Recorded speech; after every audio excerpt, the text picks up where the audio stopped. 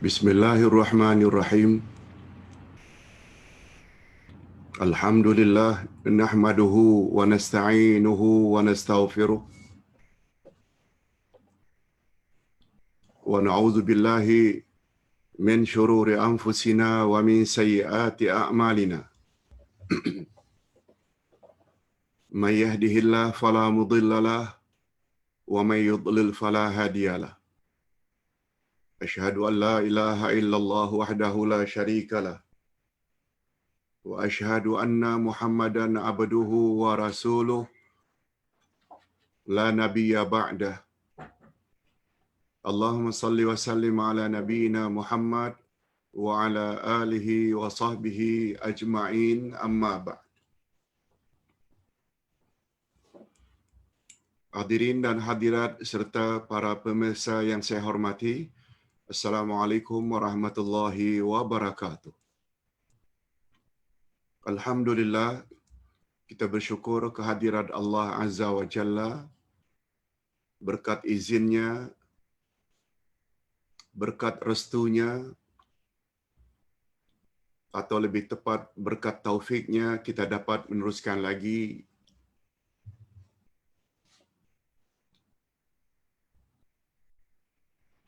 ilmu pengetahuan tentang selok-belok agama yang berlandaskan ayat Al-Quran dan hadis Nabi di bawah tajuk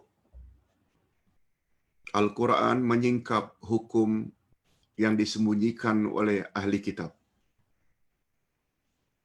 Al-Quran menyingkap hukum hakam yang disembunyikan oleh ahli kitab.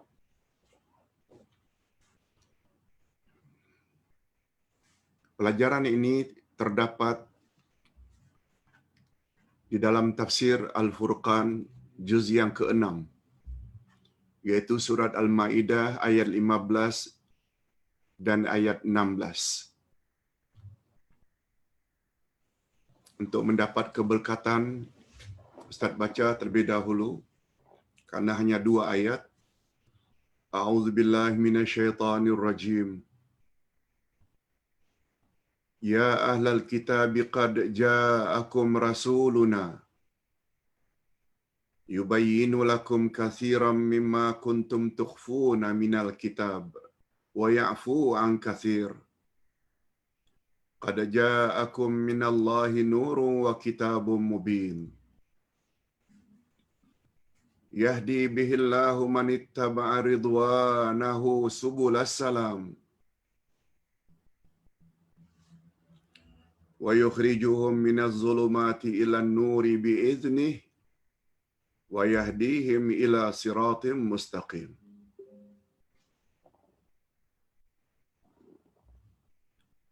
Terjemahan ayat.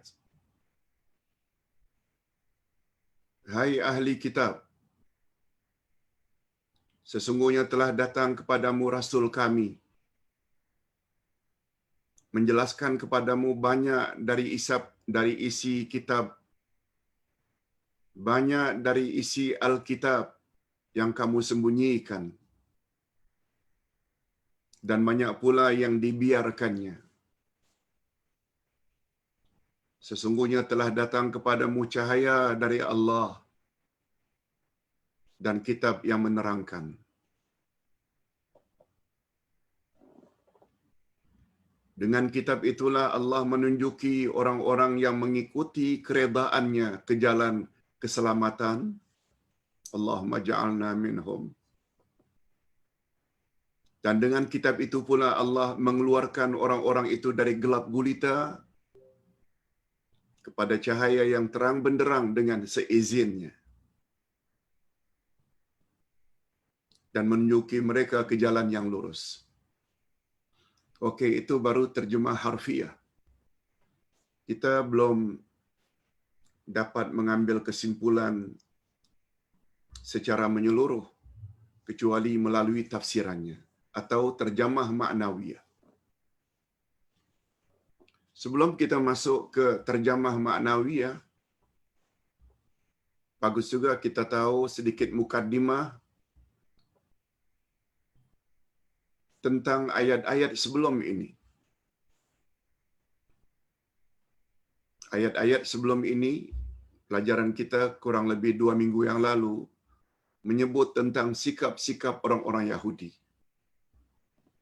Ini dia. Kalau pada ayat-ayat yang lalu Allah Subhanahu wa taala menerangkan bahwa orang-orang Yahudi dan Nasrani, Bani Israel, selalu mengingkari janjinya dan mereka melupakan dan menghilangkan sebahagian dari wahyu yang diturunkan kepada nabi-nabi mereka. Maka pada ayat berikut ini pula Allah Subhanahu wa taala mengungkapkan pula beberapa hal yang mereka sembunyikan dari isi kandungan Alkitab yang asli, yaitu Taurat dan Injil. Dan selanjutnya Allah Subhanahu wa taala mengajak mereka, mengajak ahli kitab agar beriman kepada Nabi Muhammad sallallahu alaihi wasallam yang sifat-sifatnya mereka sembunyikan dan selewengkan. Ini di antara yang disembunyikan oleh ahli kitab, khasnya ulama-ulama mereka, tidak diberitahu kepada pengikut-pengikut mereka masing-masing, Yahudi atau Nasrani, tentang sifat-sifat Rasul akhir zaman. Itu sebabnya orang Yahudi dan Nasrani tidak beriman pada Nabi Muhammad sallallahu alaihi wasallam. Di antara penyebabnya karena para ulama Yahudi dan Nasrani menyembunyikan. Itu sebabnya andai kata ada orang yang tahu tentang Al-Quran, lalu dia tidak mau mendedahkan kebenaran Al-Quran kepada orang ramai, dosa. Dengan kata lain, pemahamannya sangat besar ganjaran bagi orang yang ingin mendedahkan apa yang ada dalam Al-Quran untuk orang ramai, supaya mereka tahu mesej dari Allah. Mereka tahu pesan-pesan daripada Allah. Itu sebabnya kita tidak jemu-jemu untuk menyampaikan kepada khalayak ramai, ini kata Quran, ini kata Quran, ini kata Quran. Mungkin jemaah perasan apa yang kami buat semalam, sehingga kita cutikan kuliah online. Karena kita ada press conference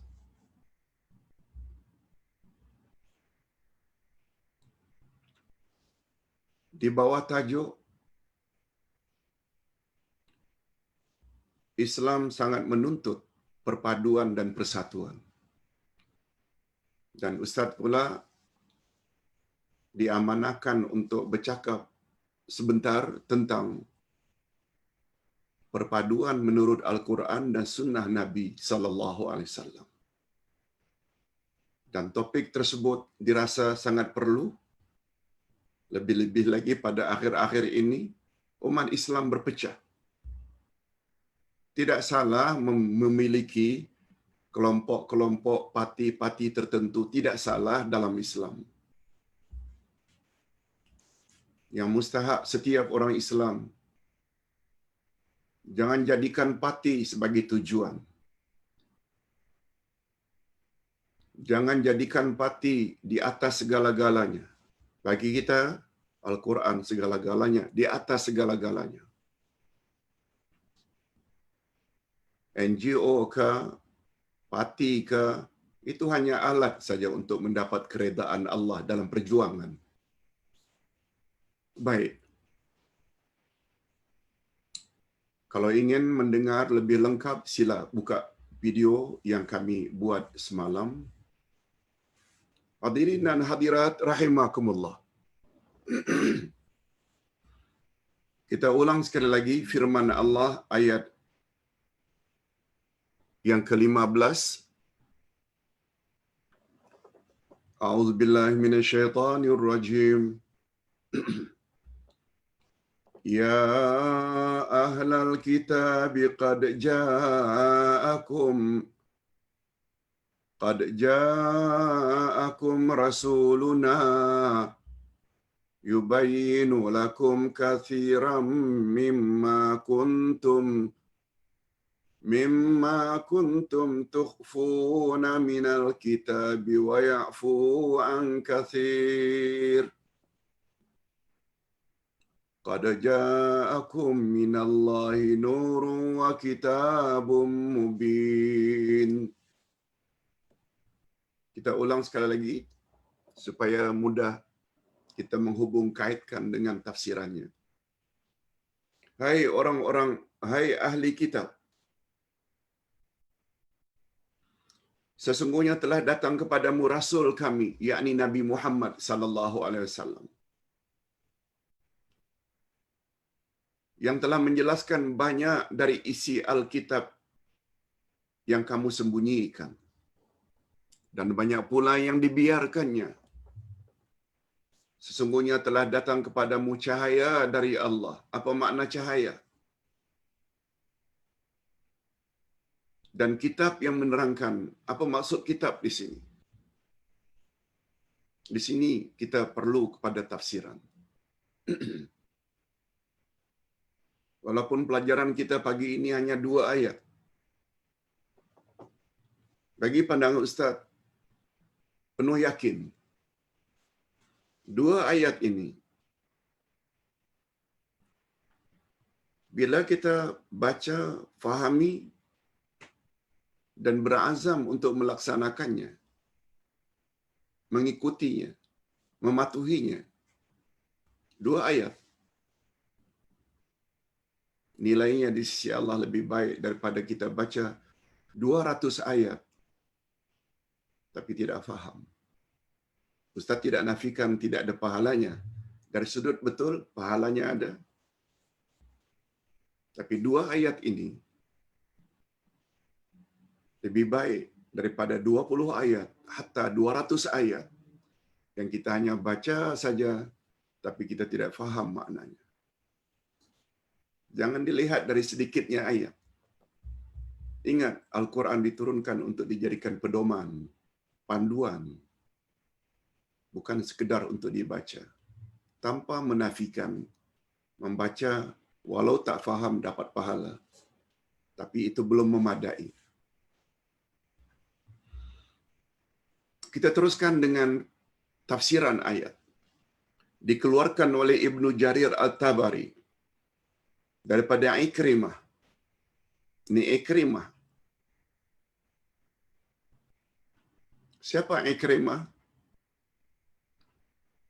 Anak Abu Jahal. Maaf, anak Abu Lahab. Sorry, betul. Anak Abu Jahal.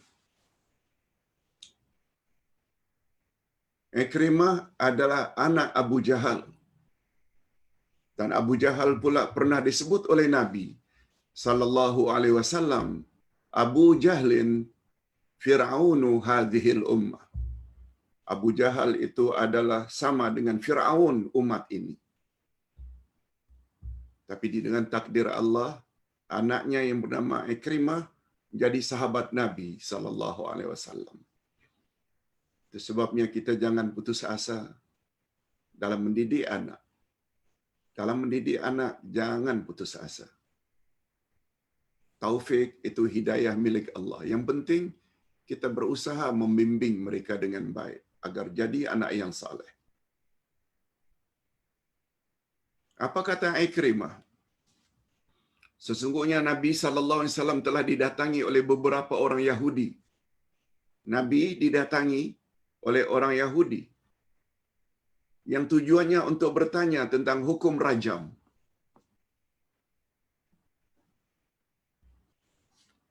Mereka tahu menurut Islam, menurut Nabi Muhammad sallallahu alaihi wasallam, siapa yang berzina hukumnya dirajam sampai mati.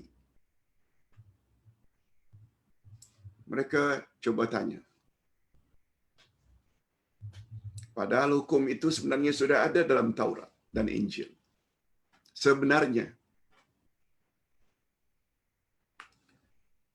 terhadap pertanyaan tentang hukum rajam, yang diajukan oleh orang Yahudi itu, Nabi Muhammad sallallahu alaihi wasallam bertanya kepada mereka, "Siapakah di antara kamu orang yang paling banyak pengetahuannya tentang selok-belok agama kamu, Yahudi?"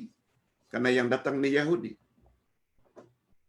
Nabi tanya, "Siapa dari kalangan kamu yang datang ini yang pakar dalam ilmu Taurat, isi kandungan Taurat?" Lalu mereka menunjukkan Ibnu Suriyah. Ibnu Suriyah itu panggilan untuk orang Yahudi yang dikatakan pakar tentang ilmu pengetahuan yang terkandung di dalam Taurat. Lalu Nabi Muhammad sallallahu alaihi wasallam memohon kepadanya sambil bersabda. Apa kata Nabi kepada Ibnu Suriyah? Demi yang menurunkan Taurat kepada Musa. Maknanya demi Allah. Karena yang menurunkan Taurat pada Musa adalah Allah. Demi yang telah menurunkan Taurat kepada Musa, yang mengangkat Bukit Tursina, dan yang mengikat janji dengan Bani Israel, supaya kamu menerangkan tentang hukum zina.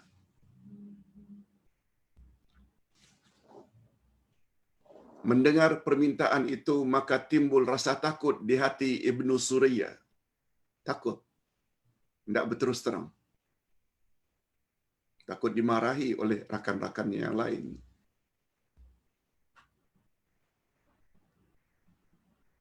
Namun demikian Ibnu Suriyah menjawab juga, tatkala perbuatan zina sudah merebak dengan banyaknya di kalangan kami, wahai Muhammad, maka kami pun menyebat pelaku zina dengan 100 kali sebatan. Dan kami mencukur kepala mereka. Cukur rambut kepala mereka. Dibotakkan. Mendengar penjelasan itu, Nabi Muhammad sallallahu alaihi wasallam lalu mengeluarkan hukum rajam. Lalu turunlah ayat ini. Maknanya apa yang disampaikan oleh Ibnu Suriyah, kononnya di dalam Taurat itu hukuman ke atas penzina hanya sebatan, 100 kali sebatan, dan rambutnya dicukur, tak kira lelaki, tak kira perempuan. Rupanya itu bohong. Dia takut dimarahi oleh rakan-rakannya bila berterus terang. Sempena itulah turun ayat tadi, bahwa Nabi Muhammad sallallahu alaihi wasallam diutus untuk menceritakan hukum hakam yang ahli kitab sembunyikan. Okey. Hukum rajam maksudnya hukuman ke atas penzina yang memenuhi syarat-syaratnya. Bukan semua penzina ya dihukum rajam dalam Islam.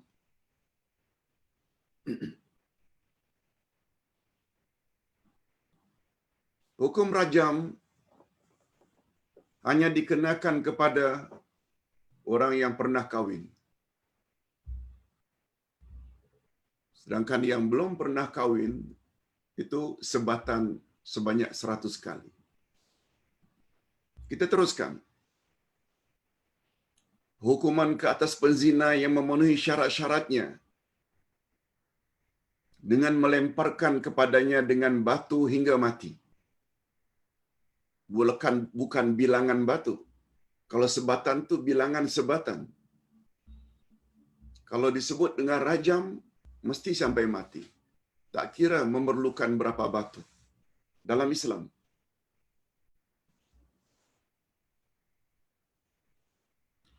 Di antara syarat-syaratnya ialah sudah pernah kahwin.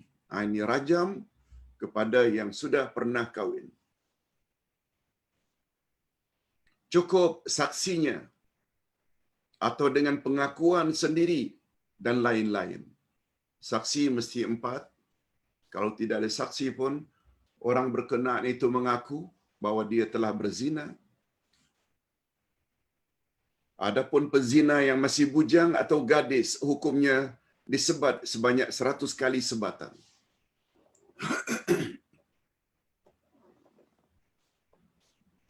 Okey, pembahasan yang lebih detail tentunya kita akan dapat di dalam kitab-kitab fiqh.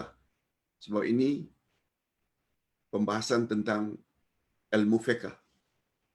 Oleh sebab itu, ilmu tafsir dia hanya membahas sepintas lalu saja tentang hukum hakam. Ibnu Abbas radhiyallahu anhuma berkata, "Man kafara birrajmi faqad kafara bil Qur'an min haitsu la yahtasib." Hati-hati. Ini yang cakap ini bukan sembarang orang.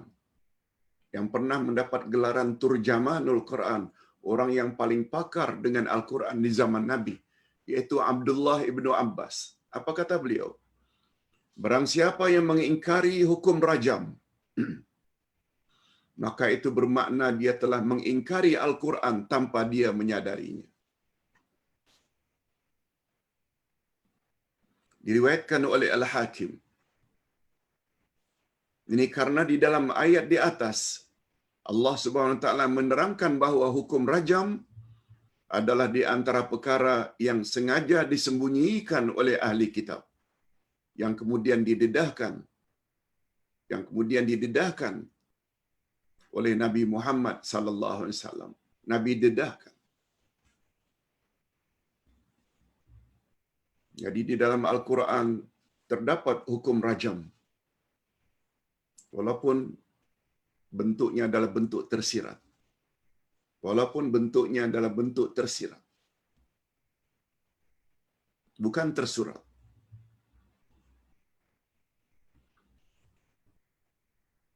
Keadaan Nabi Muhammad sallallahu alaihi wasallam yang tidak tahu menulis dan membaca, yang kita panggil dengan ummi.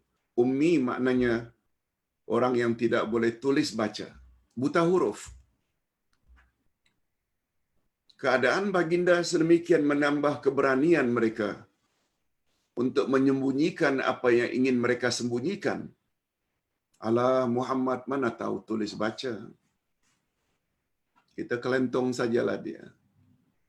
Macam itulah lebih kurang sikap Yahudi dan Nasrani. Karena mereka mengira Nabi Muhammad sallallahu alaihi wasallam tidak akan mengetahuinya. Ternyata dugaan mereka itu keliru dengan turunnya wahyu, yaitu dengan turunnya Al-Quran menceritakan perkara itu. Penjelasan dan pendedahan Al-Quran terhadap apa yang mereka sembunyikan inilah di antara penyebab yang mendorong ulama atau ahbar mereka, ulama-ulama Yahudi dan Nasrani, memeluk agama Islam. Sebab apa yang Nabi Muhammad sallallahu alaihi wasallam katakan benar, seperti yang tercantum di dalam Taurat dan Injil yang original. Sebabnya alim ulama mereka dengan pendedahan dari Nabi sallallahu alaihi wasallam tahu bahwa ini bukan dari Nabi Muhammad, tetapi ia adalah daripada Allah. Inilah rahasianya. Kata para ulama, Nabi Muhammad sallallahu alaihi wasallam hikmahnya dijadikan oleh Allah sebagai ummi, maknanya orang yang buta huruf. Padahal Islam sangat galakkan tulis baca. Mungkin timbul pertanyaan, Pak Ustaz, bukankah ayat pertama, 5 ayat pertama surat Al-Alaq, Iqra bismi rabbikal ladzi khalaq, Iqra wa rabbukal akram, hingga akhir. Bacalah dengan nama Tuhanmu. Bacalah. Bukankah wahyu pertama itu memberi semacam galakan agar kita belajar membaca dan menulis? Yes. Timbul pertanyaan lagi. Mengapa Nabi Muhammad sallallahu alaihi wasallam tidak boleh tulis baca? Bukankah itu Nabi Muhammad orang yang kita perlu jadikan role model dan contoh teladan? Betul? Ayat 21 dari surat Al-Ahzab. Laqad kana lakum fi Rasulillahi uswatun hasanah. Adalah Rasulullah itu bagimu contoh teladan yang terbaik. Bukankah kita disuruh mencontohi dan menjadikan baginda sebagai role model? Betul? Pertanyaannya, apakah rahasia dan hikmahnya baginda Rasul sallallahu alaihi wasallam dibuta hurufkan, tidak tahu tulis baca? Hikmahnya, kata para ulama akidah, karena ada tujuan yang lebih penting lagi, yaitu dengan buta hurufnya Nabi tidak boleh tulis dan baca, membuat orang-orang kafir tidak ada alasan untuk menuduh bahwa Al-Quran itu bikinan Nabi Muhammad sallallahu alaihi wasallam. Yes.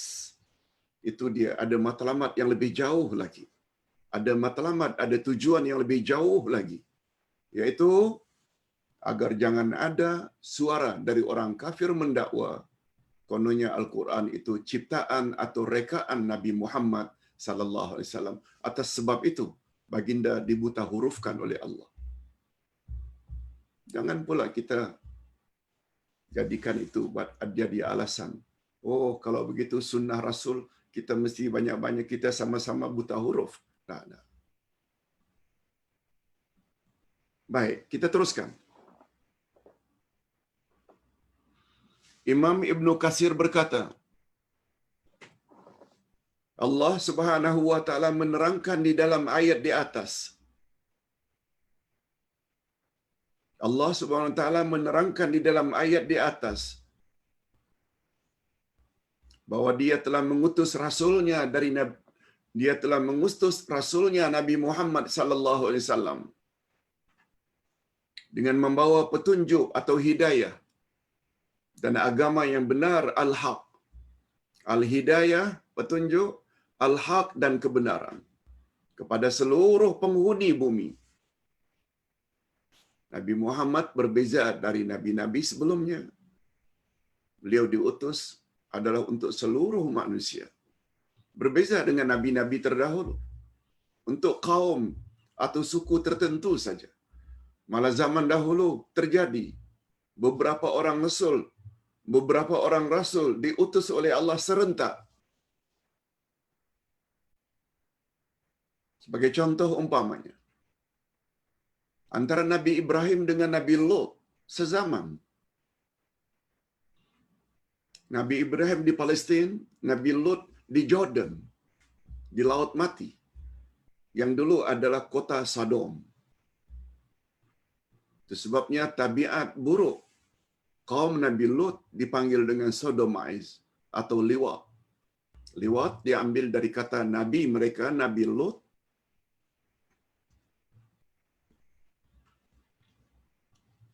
Yang kaumnya punya sifat tersebut.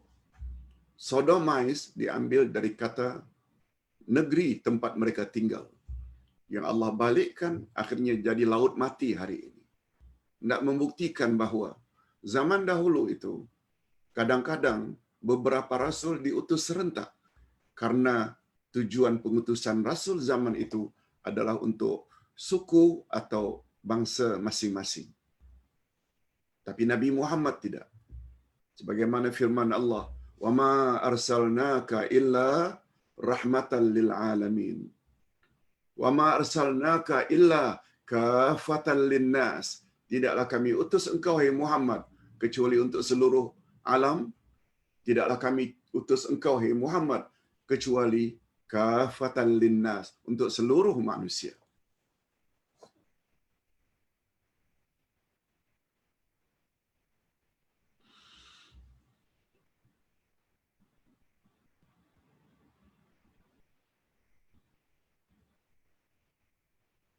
Jadi Nabi Muhammad sallallahu alaihi wasallam pembawa hidayah. Sebabnya kalau kita ingin mendapat hidayah, ikut Nabi Muhammad. Nabi Muhammad juga membawa al-haq, kebenaran. Itu sebabnya kita indai kata ingin berada di atas kebenaran, ikut Nabi Muhammad sallallahu alaihi wasallam. Atau istilah yang kita selalu gunakan selama ini, salafus salih. Sebab golongan itu pernah disanjung oleh Nabi. Khairun nasi qarni, summa alladhina yalunahum, summa alladhina yalunahum. Manusia yang paling baik adalah manusia yang hidup sekurun denganku. Kemudian kurun berikutnya, kemudian kurun berikutnya. Hadis sahih.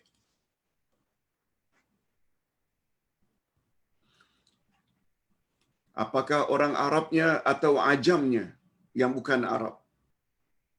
Apakah umminya, istilah ummiyun itu adalah musyrikin, orang Arab, atau ahli kitab?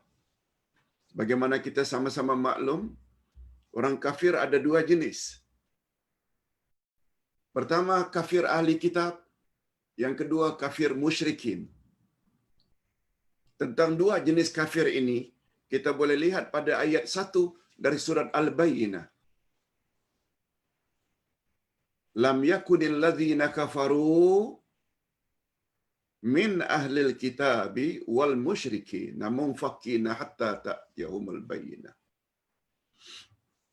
Orang-orang kafir itu ada yang musyrikin dan ada ahli kitab. Musyrikin ini adalah orang-orang Arab jahiliyah penyembah berhala. Pada umumnya mereka adalah ummiyun. Ummiyun maknanya buta huruf. Tapi ahli kitab ini, mereka ini boleh tulis baca pada umumnya. Jadi Nabi Muhammad sallallahu alaihi wasallam bukan hanya diutus untuk ummiyun, orang Arab, tapi juga ahli kitab, yaitu Bani Israel. Dia mengutusnya, yakni Allah mengutusnya dengan membawa keterangan yang nyata. Keterangan yang nyata. Itu sebabnya kita selalu sebut dan ulang-ulang. Untuk menjadi muslim, muslimat yang baik, kita mesti ikut manhaj. Ikut manhaj. Apa makna manhaj? Dalam bahasa Arabnya, manhaj itu maknanya at-tariqul wadih. At-tariq, jalan, al-wadih, yang terang lagi nyata. Tentu saja dalam hal ini, segala yang diajar oleh Nabi sallallahu alaihi wasallam dan para sahabat, terutama mereka yang hidup 3 kurun pertama, sahabat, tabi'in, atba'ut tabi'in, itu dia jalan yang nyata. Kalau ingin memiliki akidah, miliki akidah seperti akidahnya Abu Bakar As-Siddiq. Kalau ingin beribadat, beribadat sebagaimana ibadatnya Umar ibn Al-Khattab. Ingin memiliki akhlak, miliki akhlak sebagaimana akhlaknya Utsman ibn Affan dan Ali radhiyallahu anhum ajma'in. Itu jalan yang lurus. Ini namanya manhaj.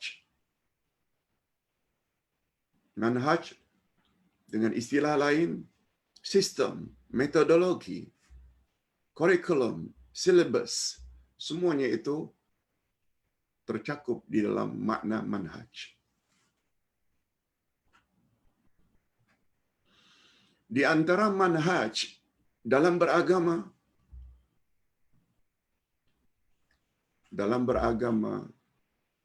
referensi kita yang paling utama Quran dan Sunnah. Itu manhaj. Oleh sebab itu, bila kita beragama, ikut kata orang, ikut kata orang, ikut kata orang, atau beragama, ikut amalan orang ramai, itu manhajnya tak betul.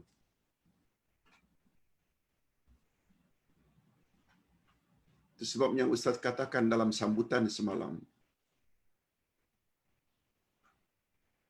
dalam sidang media, Friends Conference, kalau ingin tidak sesat, kita orang Islam, terserah orang kafir, kita orang Islam. Tak kiralah kita buruh kasar ke, kita para pemimpin ke, ingin terhindar daripada kesesatan. Nabi yang sebut, taraktu fikum amraini in amsaktum bihima lam tadillu abada. Al-Quran wa sunnati. Aku tinggalkan kepadamu dua perkara, selagi kamu berpegang teguh, kamu tidak akan sesat selama-lamanya, iaitu Quran dan sunnahku. Ini maknanya orang yang tahu manhaj.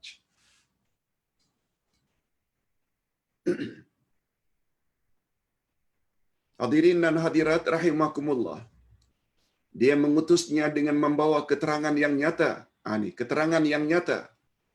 Serta untuk membezakan antara yang hak, benar dengan yang batil, yang salah. Selanjutnya Allah SWT menerangkan dua sifat utama Rasul yang diutusnya. Nabi Muhammad SAW diutus, dalam ayat ini Allah sebut dua sifat utamanya. Pertama, baginda menerangkan kepada ahli kitab banyak perkara-perkara yang mereka sembunyikan, seperti tentang sifat-sifat Rasul akhir zaman, tentang hukum rajam dan lain-lain. Jadi hukum rajam adalah salah satu hukum yang disembunyikan oleh ahli kitab, yang Allah pernah turunkan dalam Taurat dan Injil. Itu sebabnya ingin jadi ulama, ingin jadi pendakwah kepada agama Islam, dakwah ilallah, mengajak manusia ke jalan Allah, mereka selain menyampaikan kebenaran, mereka juga perlu mendedahkan penyelewengan-penyelewengan yang dilakukan oleh orang ramai. Sebagaimana kita dedahkan penyelewengan yang dilakukan oleh Syiah, oleh Khawarij, oleh Mu'tazilah, oleh Murji'ah, oleh Qadiani, dan lain-lain. Bukan hanya menerangkan kebenaran, tapi juga mendedahkan perkara-perkara yang telah diselewengkan, supaya orang ramai jangan sampai tertipu. Sebab ulama, Nabi yang sebut, al-ulama'u warathatul anbiya. Ulama itu penerus tugas Rasul. Itu sebabnya ulama jangan takut menyampaikan kebenaran. Asal kebenaran itu disampaikan dengan sopan santun, disampaikan dengan penjelasan yang lengkap. Yang kedua, sifat yang Allah utus Rasul itu. Rasul itu bersifat, yang kedua, baginda meninggalkan dan tidak menerangkan banyak pula perkara lain yang mereka ahli kitab selewengkan, karena dianggap tidak begitu perlu lagi untuk didedahkan. Jadi penyelewengan ahli kitab yang didedahkan oleh Nabi ini, yang utama-utama saja. Apa dia yang paling utama? Bahawa ulama Yahudi dan Nasrani telah menyembunyikan sifat-sifat Rasul akhir zaman, yang kesemuanya itu ada pada Nabi Muhammad sallallahu alaihi wasallam. Apa sebab mereka sembunyikan? Sebab mereka takut follower mereka, pengikut mereka berpaling tadah ikut Muhammad. Kalau berpaling tadah, mereka akan jadi, sebab mereka telah terlanjur declare the chosen one. Oh, kami Bani Israel adalah umat yang terpilih, yang terhebat. Nah, kalau sampai Nabi Muhammad sallallahu alaihi wasallam dikatakan rasul sebenar, sehingga orang-orang Yahudi dan Nasrani ikut Muhammad, mereka akan jadi follower, bukan menjadi leader. Yes, itu rahasianya.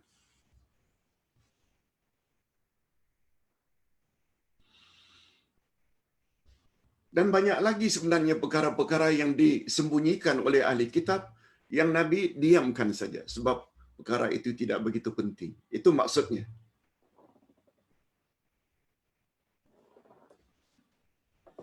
Itu sebabnya kalau ustaz bawa pada diri ustaz sebagai pendakwah,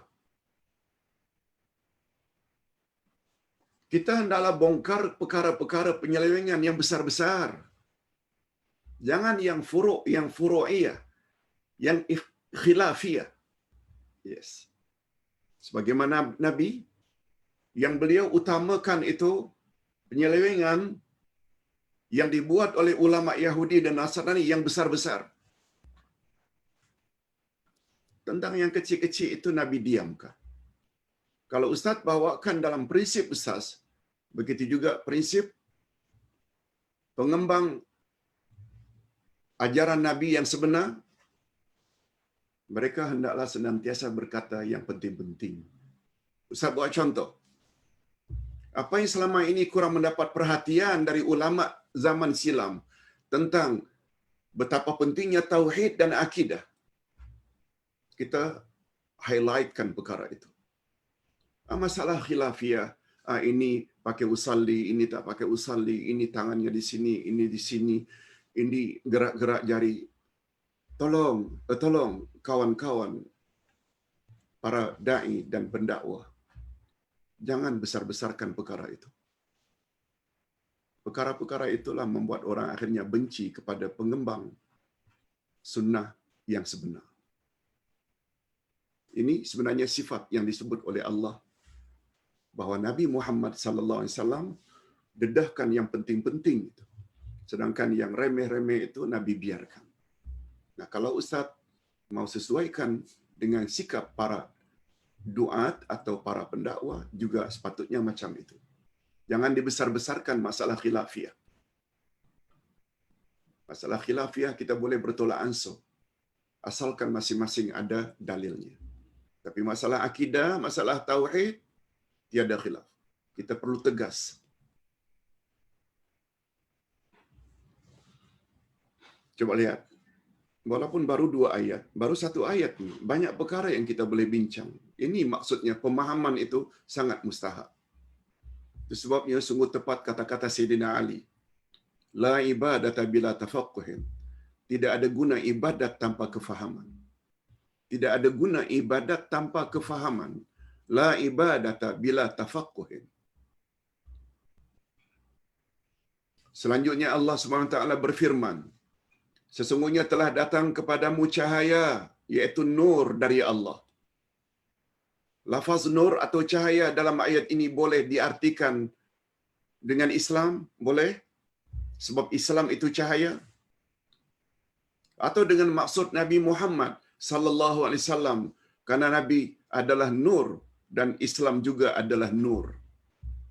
Masing-masing sememangnya mengajak umat manusia kepada syurga, yakni tempat yang selamat, Darussalam di akhirat, dan mengajak manusia kepada kesucian dan kebahagiaan serta kesempurnaan di dunia dan di akhirat.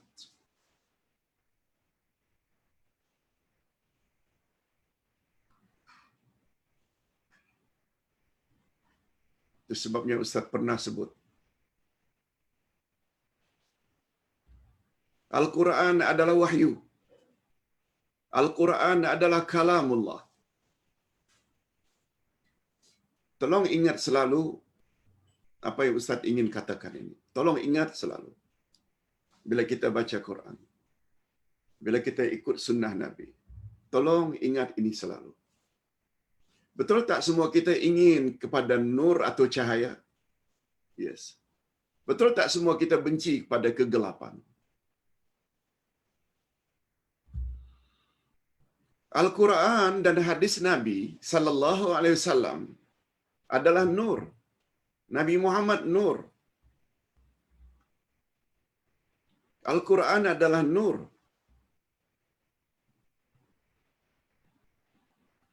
Allah Subhanahu wa taala nur.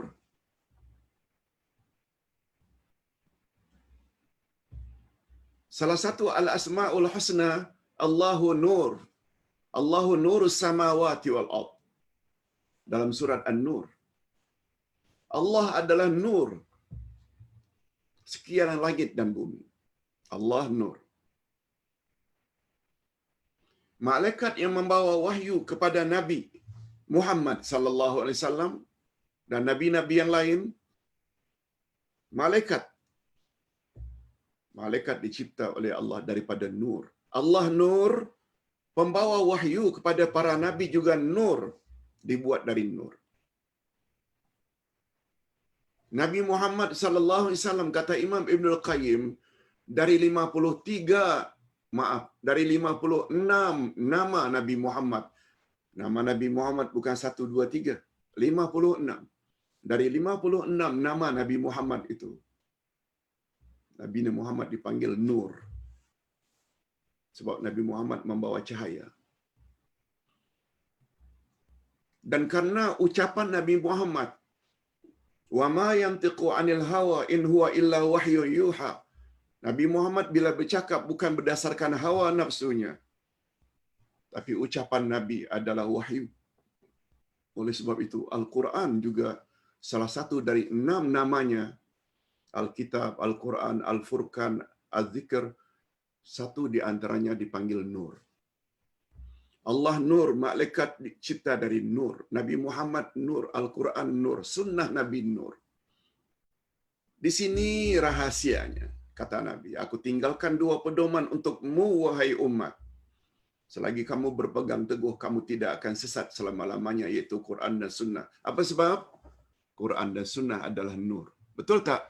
Bila kita berjalan bersama nur, besar harapan kita tidak akan sesat. Yes. Ingat selalu prinsip ini.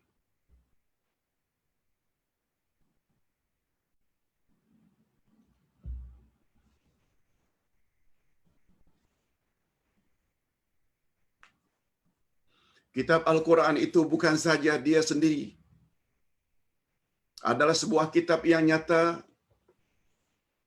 atau terang, bayin, tetapi pada masa yang sama ia juga adalah kitab yang memberi penerangan atau penjelasan, mubin. Bayin itu nyata, mubin yang menerangkan apa-apa yang diperlukan oleh umat manusia. Dia bukan saja kitab petunjuk, tetapi dia juga memberi penjelasan tentang petunjuk itu sendiri. Tentang peranan Al-Quran seperti itu, kita boleh lihat pada ayat 185 dari surah Al-Baqarah.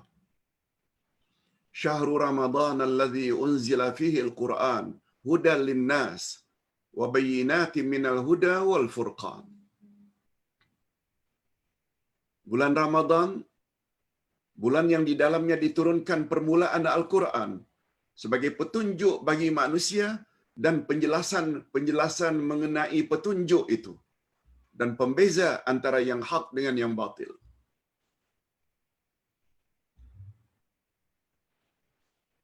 Quran bukan saja petunjuk, tapi dia mengandungi penjelasan-penjelasan daripada petunjuk itu sendiri. Ustaz selalu sebut, kita minta ihdinas siratal mustaqim, tunjuki kami jalan yang lurus. Ayat lain menjelaskan apa itu jalan yang lurus yang kita minta. Siratal ladzina an'amta alaihim, yaitu jalan orang-orang yang telah engkau beri mereka nikmat. Kekaburan dalam ayat itu diterangkan lagi oleh ayat 69 dari surat An-Nisa. Mereka yang confirm telah mendapat jalan yang lurus itu adalah nabiyin, wasiddiqin, wasyuhada, wassalihin. Ini maknanya. Quran itu memberi penjelasan. Nanti kita akan jelaskan nanti pada bahagian akhir cara menafsirkan Al-Quran. Okey. Sebenarnya yang menjadi pendorong utama mengapa ahli kitab, sebenarnya menjadi pendorong utama mengapa ahli kitab menyembunyikan apa yang mereka ketahui dalam Taurat atau disebabkan dalam Taurat adalah disebabkan takut akan kehilangan kedudukan, pengaruh dan lain-lain yang berhubungan dengan keduniaan. Semuanya dunia. Bila didedahkan Muhammad Rasul sebenar, nanti akan larilah follower, akan larilah penyokong. Itu sebabnya, bila kita ada satu-satu parti bukanlah matlamat.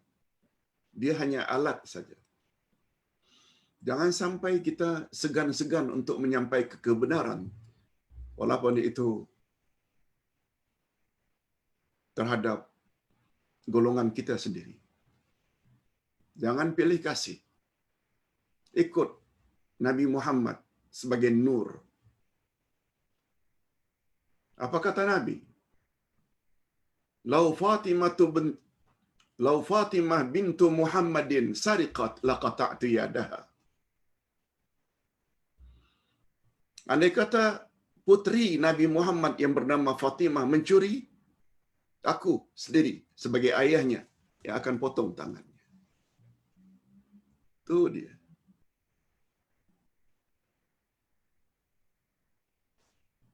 Bagi kita orang Islam, Al-Quran segala-galanya. Oleh sebab itu, hadirin dan hadirat rahimakumullah, coba tengok apa rahasianya ahli kitab menyembunyikan. Semuanya karena dunia. Semuanya karena dunia. Itu sebabnya dari kalangan pendakwah sendiri. Andai kata mendengar ada orang bawa ajaran berbeza dengan ajarannya, padahal ajaran orang lain bawa itu ada dalilnya Quran dan Sunnah, sedangkan dia mengajar selama ini tidak sebagaimana itu. Lalu pengikutnya mula bertanya, jemaahnya mula bertanya, Pak Ustaz, Ustaz cakap begitu, ada ustaz lain yang sebut lain, dan dia dah bawa ayat Quran dan hadis Nabi. Jangan dengar itu. Apa sebab ada sikap seperti itu? Karena takut kehilangan audiens, karena takut kehilangan pengikut, karena takut kehilangan jemaah. Walaupun orang lain yang bercakap itu cukup dalil dan hujahnya. Sebabnya exactly sama dengan sebab ahli kitab tak mau menerangkan kebenaran karena bimbang follower, karena bimbang pengikut, karena bimbang penyokong, akan lari kepada orang lain. Kita dalam berdakwah tak boleh macam itu. Akui sajalah.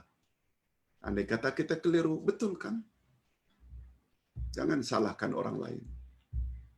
Hadirin dan hadirat rahimakumullah. Kita sampai ke ayat yang terakhir. Oh, sedikit lagi.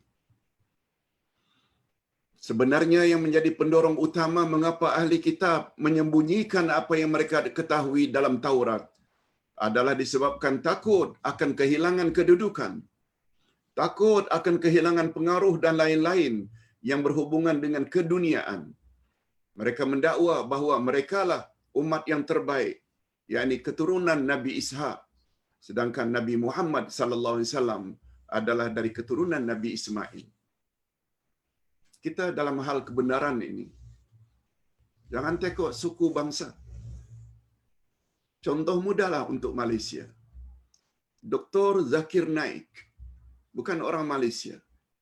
Semua kita tahu. Apa yang dia sampaikan di mana-mana ceramah di merata dunia, Quran hadis. Ribuan orang yang memeluk Islam mendapat hidayah karena pendedahan itu. Terdapat segelintir daripada orang tempatan tidak begitu senang hati. Apa maknanya? Sifat demikian sebenarnya sifat ahli kitab. Allah dedahkan. Na'udzubillah min zalik. Itu sebabnya Nabi Muhammad sallallahu alaihi wasallam menjelang wafatnya, tak lama setelah berucap ini, beliau meninggal dunia. Apa kata Nabi? Ittaqullah wasma'u wa ati'u walau ta'ammara 'alaikum 'abdun habashi. Apa artinya? Taatlah kepada Allah dan dengarlah dan patuhilah kebenaran, walau yang menyampaikan kebenaran itu hamba abdi berbangsa Habsyi. Walaupun yang menyampaikan kebenaran itu orang yang tidak ada status dalam masyarakat. Itu maksudnya. Dalam mengikuti kebenaran bukan tengok siapa orang itu, tapi sampai di mana kekuatan hujah dan dalilnya. Yes. Dengan demikian baru kita dapat petunjuk atau hidayah. Okey, kita sampai ke ayat yang kedua.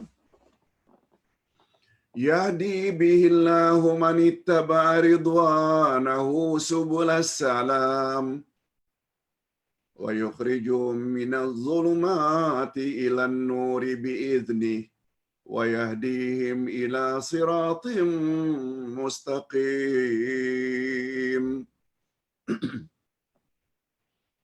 Dengan kitab itulah Allah menunjuki orang-orang yang mengikuti keredaannya ke jalan keselamatan.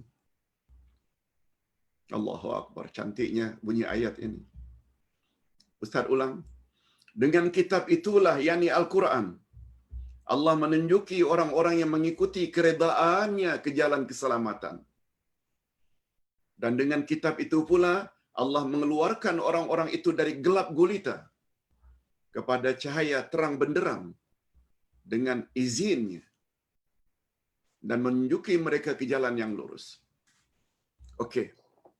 Di dalam ayat ini Allah Subhanahu Wa Taala menerangkan, di dalam ayat ini Allah Subhanahu Wa Taala menerangkan 3 faedah utama kitab Al-Quran. 3 faedah utama kitab Al-Quran. Pertama sekali, Al-Quran membimbing manusia ke jalan keselamatan. Itu yang Nabi katakan, aku tinggalkan 2 pedoman untukmu, wahai umat, selagi kamu berpegang teguh, kamu tak akan sesat selama-lamanya. Itu dia peranan pertama. Al-Quran memberi petunjuk kepada orang-orang yang mengharap keredaan Allah ke jalan yang selamat. Ingat hadirin dan hadirat, reda Allah adalah nikmat yang paling tinggi, yang tak ada mengatasi hatta syurga itu sendiri.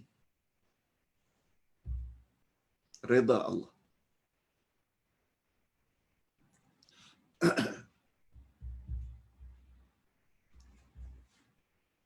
Macam mana Ustaz? Reda Allah itu nikmat tertinggi. Dalam riwayat yang sahih, Allah mendatangi syurga. Lalu Allah bertanya, penghuni syurga, apa yang kamu alami? Kamu dapatikah? Kamu rasakanlah apa yang telah aku janjikan. Lebih kurang macam itulah maknanya. Allah tanya. Jawab penghuni syurga, ya Rabb, kami telah mendapati apa yang telah engkau janjikan. Malah kami tak terbayang nikmat yang kami telah perolehi dalam syurga ini. Sesuai dengan sabda Nabi, syurga adalah apa yang matamu tak pernah tengok, apa yang telingamu tak pernah dengar, apa yang akalmu tak pernah terfikirkan. Dijawab oleh penghuni syurga. Allah tanya lagi, maukah kamu sekalian, hai penghuni syurga, aku beri lebih daripada apa yang kamu nikmati itu? Penghuni syurga jadi heran, teruja. Ya Rab, ada lagi ke nikmat yang lebih daripada ini? Ada, kata Allah. Reda ya, yaitu redaku. Atas dasar itu, kata para ulama, reda Allah ini hendaklah kita cari dahulu sebelum minta syurga. Itu sebabnya dalam doa yang kita selalu baca dalam bulan Ramadan, apa dia? Allahumma inni as'aluka ridhaka wal jannah. Ya Allah, aku memohon redamu dan syurgamu. Disebut reda dulu baru syurga. Sebab hanya dengan mendapat reda baru layak masuk syurga. Itu maksudnya. Rupanya reda itu nikmat yang paling tinggi. Ini riwayatnya. Ridaku mengatasi nikmat syurga itu sendiri.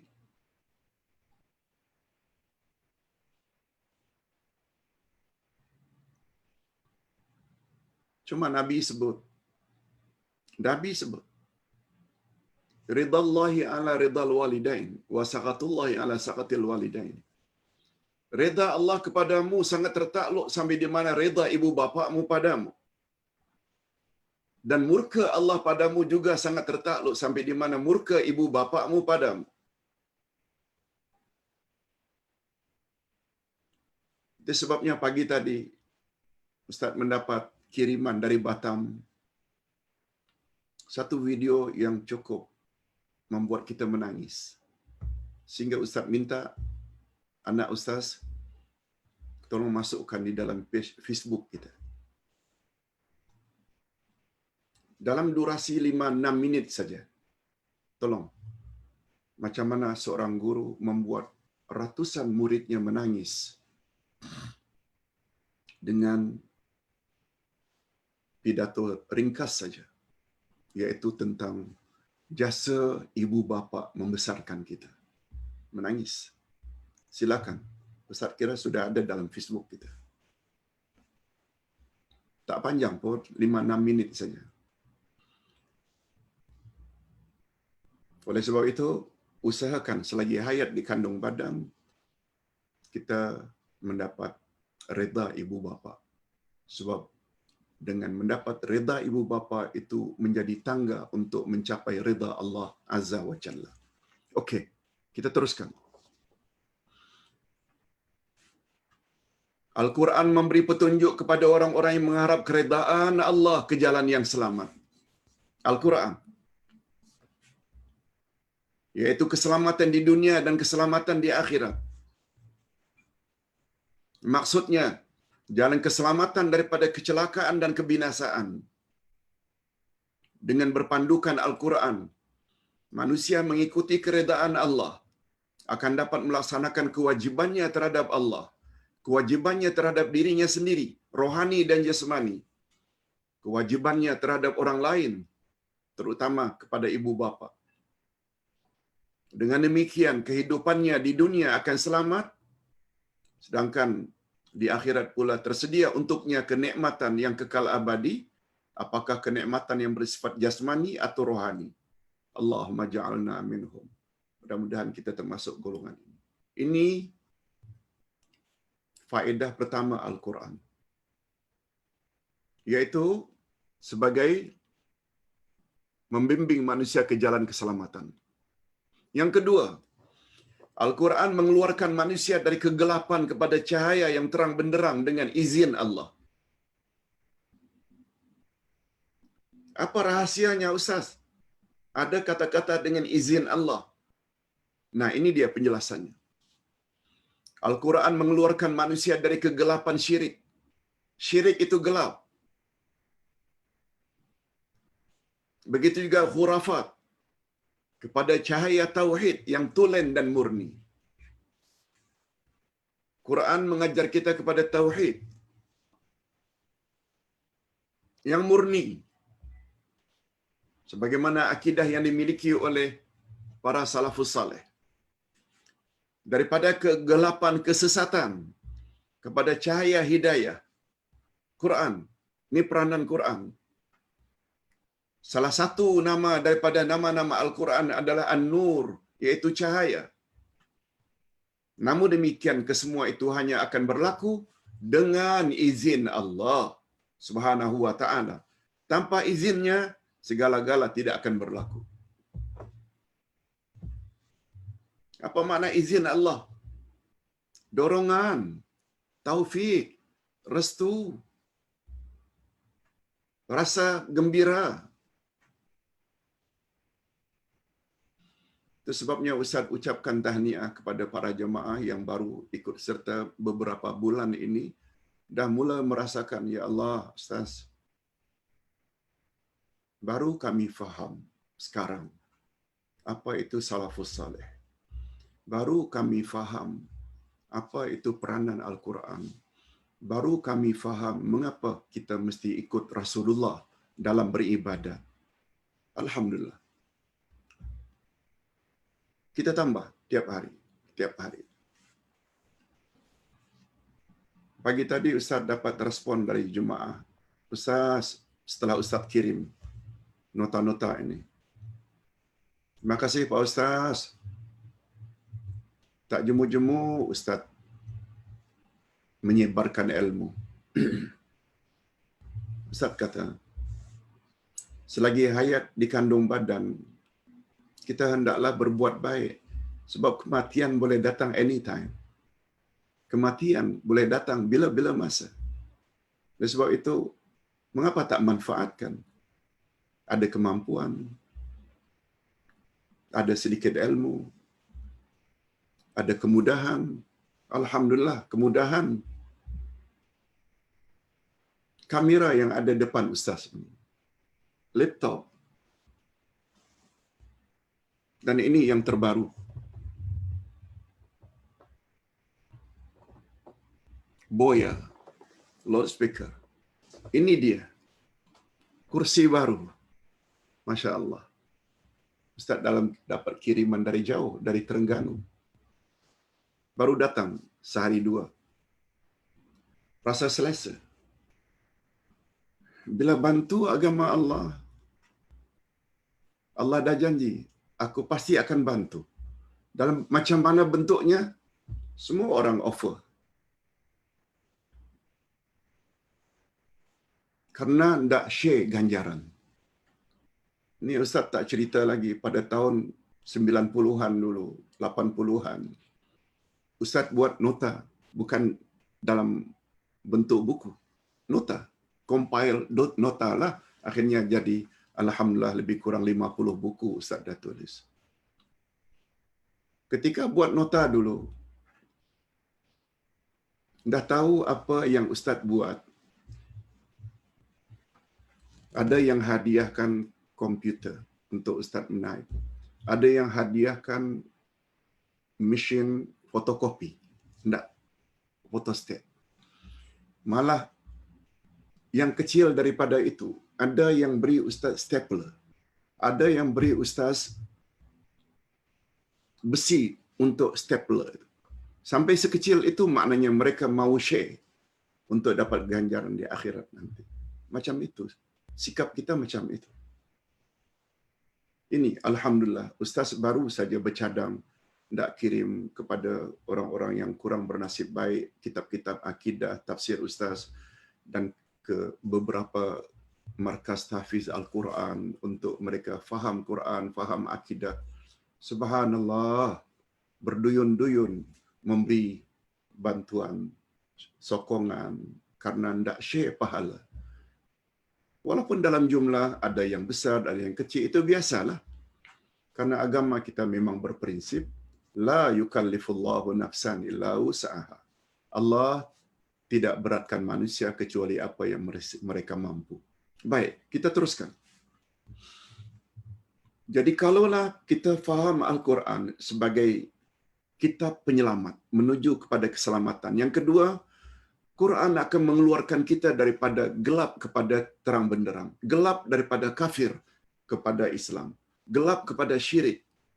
Daripada syirik kepada tauhid. Gelap daripada bid'ah kepada ikut sunnah. Semuanya itu, yang ini gelap, yang ini terang.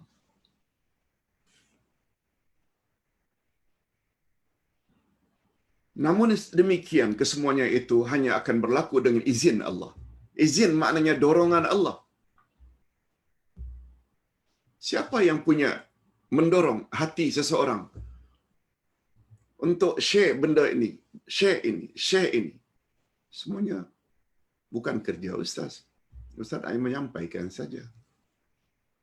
Malah banyak dari kalangan jemaah yang kata, terima kasihlah Ustaz, boleh terima bantuan kami yang sedikit sebab berpeluang juga kami untuk mendapat ganjaran di akhirat nanti. Yang penting, ikhlas lillahi ta'ala.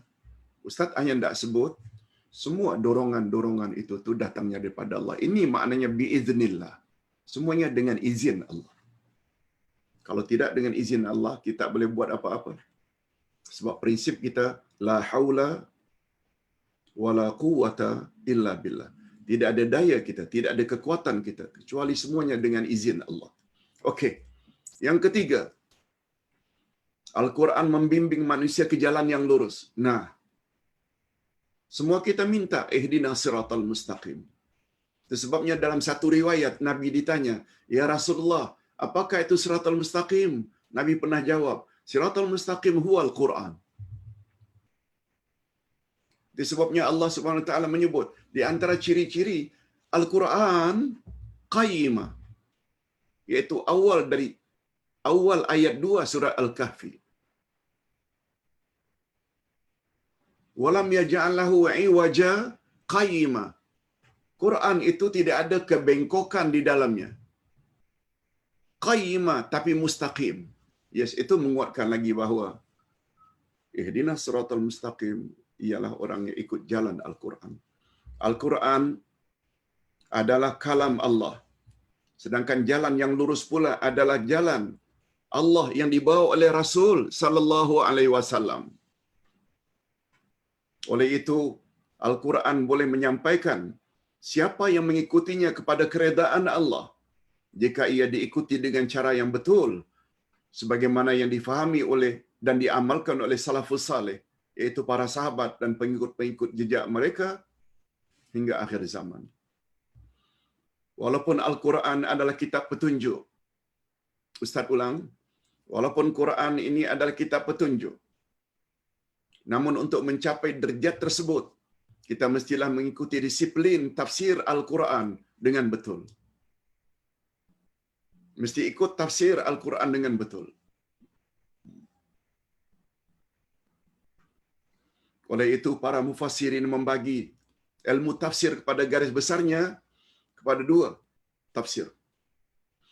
Ulama tafsir membagi tafsir pada garis besarnya pada dua saja. Yang pertama, at-tafsiru bir-riwayah, tafsir dengan riwayat. Yang kedua, at-tafsiru bid-dirayah, tafsir dengan dirayah. Apa maksudnya, Ustaz? At-tafsiru bir-riwayah, tafsir dengan riwayat, yaitu tafsir dengan riwayat-riwayat yang lain. Ustaz jelaskan saja dulu. Tafsir dengan riwayat-riwayat yang lain. Tafsir dengan dalil-dalil yang datang dari tempat lain. Dari ayat lain. Antara lain, yaitu tafsir Quran dengan Quran. Itu maksudnya at-tafsiru bir-riwayah. Tafsir Quran dengan hadis Nabi, itu juga riwayat. At-tafsir dengan aqwalus sahabah, tafsir dengan pandangan-pandangan para sahabat dan salafus saleh. Sebab pendapat mereka itu adalah lebih tepat, sebab mereka adalah muridnya Rasulullah sallallahu alaihi wasallam. Ini namanya at-tafsiru bir-riwayah. Tafsir Quran dengan ayat Quran yang lain. Seperti Siratal Mustaqim tadi. Tafsir Quran dengan hadis Nabi. Seperti Nabi ditanya, "Ya Rasulullah, kita minta supaya dijauhi dari golongan yang dimurkai. Siapa mereka?" Nabi jawab, "Yahudi." Kita juga minta dilindungi dari ad-dhalin, orang yang sesat. Siapa mereka? Kata Nabi, itu Nasrani. Coba lihat. Ini namanya tafsir dengan hadis Nabi. Begitu juga tafsir dengan pandangan para sahabat. Tafsir yang kedua, at-tafsiru bid-dirayah. Ad-dirayah ini akal. Tafsir dengan akal terbagi dua pula. Ada yang mamduhah, ada yang mazmumah. Tafsir Quran dengan akal ada dua. Ada yang tercela dan ada yang terpuji. Yang tercela bila tafsir dengan akal semata. Tafsir dengan akal yang terpuji bila dia selari dengan kehendak Quran dan Sunnah. Okey, kita baca. Ini bahagian terakhir. At-tafsiru bir-riwayah. Tafsiran dengan riwayat dinamakan juga at-tafsir bil manqul atau tafsir bil ma'sur, at-tafsirul ma'sur, yaitu Quran ditafsirkan ayat Quran, atau Al-Quran ditafsirkan hadis Nabi, atau Al-Quran ditafsirkan oleh qaulus sahabah, iaitu pandangan para sahabat, inilah tafsir yang paling baik dan paling istimewa. Ustaz dalam membuat tafsir Al-Furqan banyak menggunakan tafsir ini.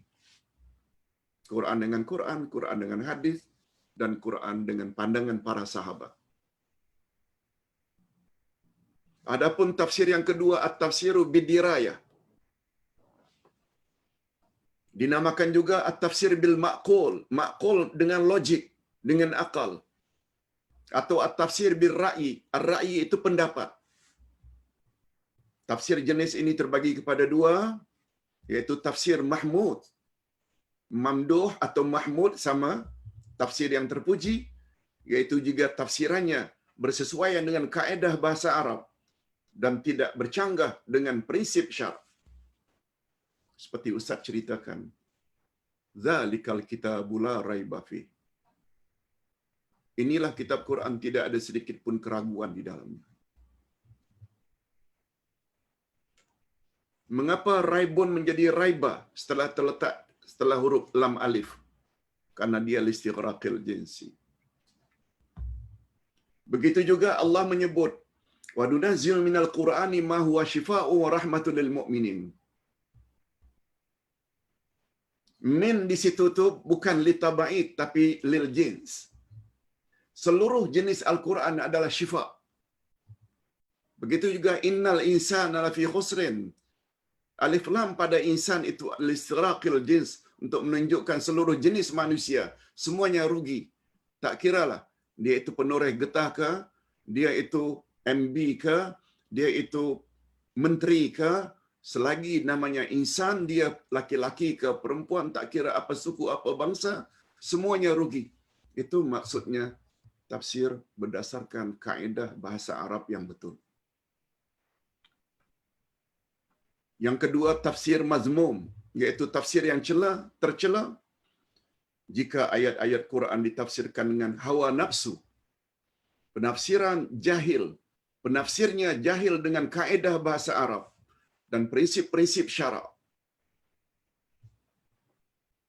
Akidah tak faham, fiqh tak faham, akhlak tak faham, bahasa Arab tak faham, kaedah bahasa Arab tak faham, lalu coba hendak menafsirkan. Oh, ini namanya tafsir yang tercela. Tafsir jenis ini sangat bahaya dan wajib dihindarkan. Na'udzubillah min dzalik.